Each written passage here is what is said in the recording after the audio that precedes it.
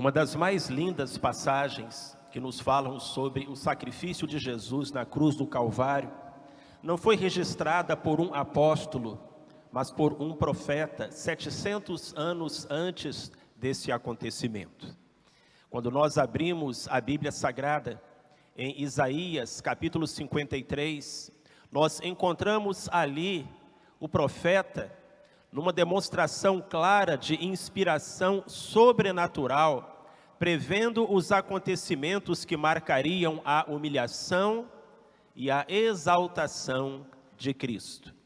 Não por acaso, o capítulo 53 do livro de Isaías é um dos mais conhecidos e amados de todo crente, de todo o povo de Deus.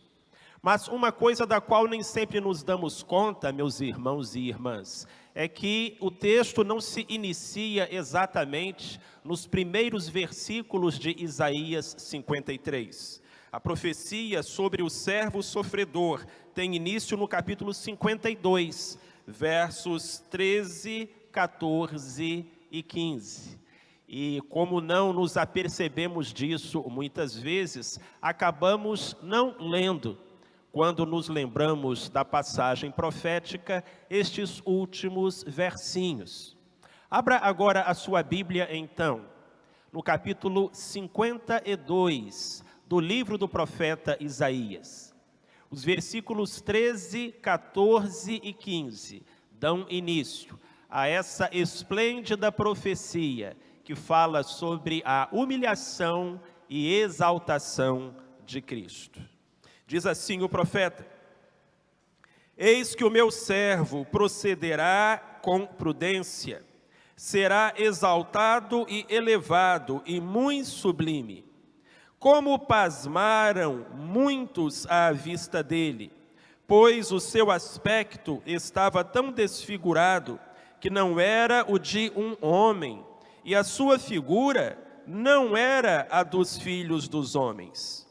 Assim ele espantará muitas nações, por causa dele reis taparão a sua boca, pois verão aquilo que não lhes fora anunciado, e entenderão aquilo de que não tinham ouvido. A sublime exaltação de Jesus Cristo se deu através da mais profunda humilhação, traçando uma trajetória totalmente oposta à de Lúcifer, o anjo rebelde que quis ser exaltado e acabou sendo lançado por terra. O Senhor Jesus voluntariamente se humilhou. Às partes mais baixas da terra desceu, a fim de que sua exaltação fosse como a de nenhum outro. Meus queridos, sobre isso nos fala a humilhação e a exaltação de Cristo. Nos fala do amor de Deus. A humilhação e a exaltação de Jesus nos falam do amor de Deus por cada um de nós. Meus queridos, minhas queridas, que cálice amargo. Como foi grande a dor, o sofrimento do nosso Senhor.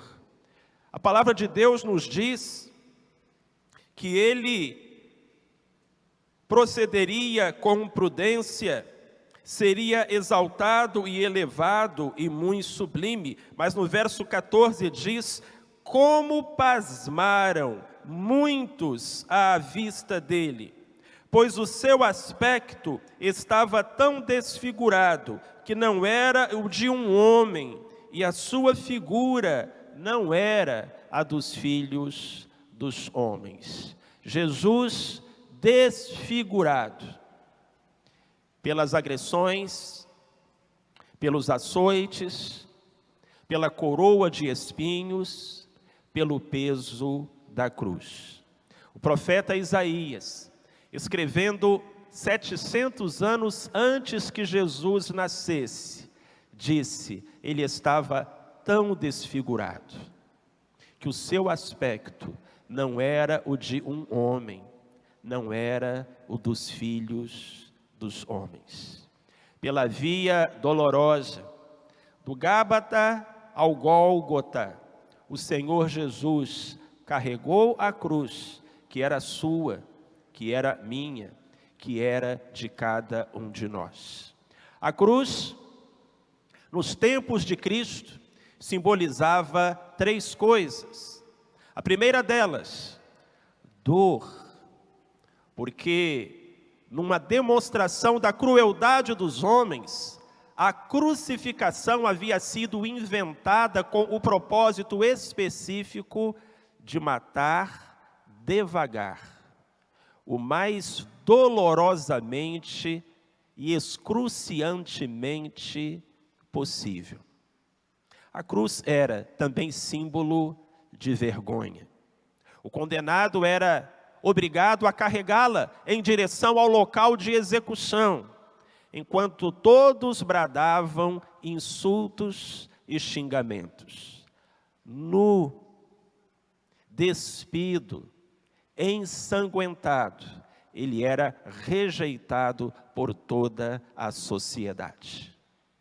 A cruz era também símbolo de maldição, porque lá no Velho Testamento nós já encontrávamos a palavra do Senhor que dizia que aquele que é pendurado no madeiro é maldito de Deus. E essa maldição, que era sua, que era minha, Jesus a tomou sobre si. A dor, a vergonha, a maldição que eram nossas, Jesus as carregou. Por isso podemos dizer, meus queridos, minhas queridas, que Deus prova o seu amor para conosco, no fato de que, sendo nós ainda pecadores, Cristo morreu por nós. Muitos anos atrás, estava conversando com uma mulher que reclamava da vida e dizia: eu acho que Deus não me ama. E eu disse a ela: não fale assim, Deus já provou que ama você. Jesus morreu no seu lugar, naquela cruz. E aquela mulher respondeu: pois eu acho que ele morreu à toa. Se era para eu ter uma vida como a que eu tenho, não precisava ter morrido. Quanta ingratidão, que dureza de coração, quanta falta de reconhecimento do sacrifício que Cristo realizou. Não apenas para que tivéssemos uma vida abundante, mas, meus irmãos e minhas irmãs, uma vida eterna. A humilhação e exaltação de Cristo nos falam do amor de Deus. Mas a humilhação e a exaltação de Cristo nos falam também sobre o poder de Deus. Porque aquele que foi humilhado não permaneceu. Diz-nos o texto: eis que o meu servo procederá com prudência, será exaltado, aleluia, elevado, glória a Deus, e muito sublime, louvado seja o Senhor. Ele espantará muitas nações, por causa dele reis taparão a sua boca. Verão aquilo que não lhes tinha sido anunciado, entenderão aquilo de que não tinham ouvido falar. Jesus foi humilhado, mas ele também foi exaltado. Ele venceu a morte. A história não termina na sexta-feira ensanguentada. Ela tem o seu ápice no domingo da ressurreição. Se nós estudarmos a biografia de qualquer grande homem, de qualquer vulto que tenha marcado a história da humanidade, encontraremos uma data de nascimento, uma data de falecimento, e esse é o fim da história. Mas não é assim a história de Jesus Cristo. Ele ressuscitou, subiu aos céus, e de lá retornará glorioso. A Bíblia diz que isso causaria espantos a reis, a nações, aos poderosos. E mesmo eles haveriam de se curvar diante da grandeza de Cristo. porque é Rei dos reis, é Senhor dos senhores, é o Alfa e o Ômega, o princípio e o fim, aquele que era e que é e que há de ser, o Todo-Poderoso. Meus queridos, ao longo destes 2000 anos, Cristo tem conquistado corações, e Ele tem também conquistado a admiração dos reis, dos poderosos, como o profeta Isaías havia profetizado. Um dos grandes homens da história mundial, um dos grandes reis ou imperadores a reconhecer a supremacia de Jesus, foi Napoleão Bonaparte. Homem que praticamente conquistou a Europa com as suas legiões de soldados. E Napoleão disse a respeito do Filho de Deus: Alexandre, César, Carlos Magno e eu mesmo fundamos impérios, mas à base de que firmamos as criações do nosso gênio? À base da força. Só Jesus Cristo fundou o seu reino à base do amor, e até hoje milhões de homens morreriam por ele. É verdade, o meu servo será exaltado, elevado e muito sublime. Ele espantará muitas nações, por causa dele reis taparão a sua boca, pois verão aquilo de que não lhes havia sido anunciado, e entenderão aquilo de que não tinham ouvido falar. A humilhação e exaltação de Cristo nos fala do amor de Deus por nós. Também nos fala sobre o poder de Deus, que está acima de todas as coisas. Mas há uma última verdade revelada nesse texto.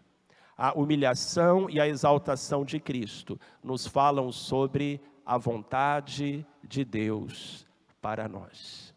Meus queridos, o Senhor nosso Deus deseja que nós tenhamos em nosso coração o mesmo sentimento que houve também em Cristo Jesus. Na sua palavra, no texto de Filipenses, capítulo 1, a partir do versículo 5, lemos: tende em vós aquele sentimento que houve também em Cristo Jesus, o qual, subsistindo em forma de Deus, não considerou o ser igual a Deus coisa a que se devia aferrar, mas esvaziou-se a si mesmo, tomando a forma de servo, tornando-se semelhante aos homens, e achado na forma de homem, humilhou-se a si mesmo, tornando-se obediente até a morte, e morte de cruz. Pelo que também Deus o exaltou soberanamente, e lhe deu o nome que é sobre todo nome, para que ao nome de Jesus se dobre todo o joelho, dos que estão no céu, na terra e debaixo da terra, e toda língua confesse que Jesus Cristo é o Senhor, para a glória de Deus Pai. Aqui o apóstolo Paulo nos fala sobre a humilhação e exaltação de Cristo, mas ele nos diz também para termos o mesmo sentimento. Não apenas Paulo aqui está engrandecendo o Cristo que foi humilhado, ele está, pela orientação do Espírito Santo, desafiando cada um de nós a percorrer o mesmo caminho. Às vezes, meus irmãos e irmãs, nos esquecemos disso, que o caminho para a exaltação é o caminho da humildade, que o caminho para a vitória é o caminho da luta, que o caminho para os montes mais altos passa pelos vales mais sombrios. Sim, também os seguidores de Jesus têm a sua quota de padecimentos neste mundo. Se alguém quer vir após mim, disse o Mestre, se alguém quer ser meu discípulo, a cada dia negue-se a si mesmo, tome sobre si a sua cruz e siga-me. Qual é a cruz que você tem carregado? Qual é a luta que você tem travado? Qual é o vale pelo qual você tem passado? O nosso Salvador não nos prometeu uma vida isenta de lágrimas do lado de cá da sepultura. No céu, sim, Ele enxugará dos nossos olhos toda a lágrima. Mas enquanto aqui vivemos, o nosso caminho é um caminho de humilhação, rumo à mais sublime das exaltações. É novamente o apóstolo Paulo, escrevendo agora aos Coríntios, na sua segunda carta, no capítulo 4, que diz: Deus que disse, das trevas brilhará a luz, é quem brilhou em nossos corações, para a iluminação do conhecimento da glória de Deus, na face de Cristo. Temos, porém, este tesouro em vasos de barro, para que a excelência do poder seja de Deus e não da nossa parte. Sim, em tudo somos atribulados, mas não angustiados, perplexos, mas não desesperados, perseguidos, mas não desamparados, aflitos, mas não destruídos, trazendo sempre no corpo o morrer de Jesus, para que também a vida de Cristo se manifeste em nosso corpo. Pois nós que vivemos, estamos sempre entregues à morte por amor de Jesus, para que também a vida de Jesus se manifeste no nosso corpo mortal. Se é certo que com Ele sofremos, também é certo que com Ele reinaremos. Meu querido irmão, minha querida irmã, Deus abençoe a sua vida. Deus ajude você a lidar com as suas adversidades. Deus conforte o seu coração, renove a sua fé. Deus lhe dê a mesma coragem que houve em Jesus Cristo para carregar a sua cruz e não negar o seu Deus. Lembremos-nos de que esse Jesus, que nasceu na manjedoura, que morreu no Calvário, que ao terceiro dia ressuscitou, está hoje sentado à destra do Pai, e de lá voltará para buscar a sua igreja. A nossa leve e momentânea tribulação não pode se comparar à glória que para nós está reservada. Amém. Aleluia. Jesus breve voltará.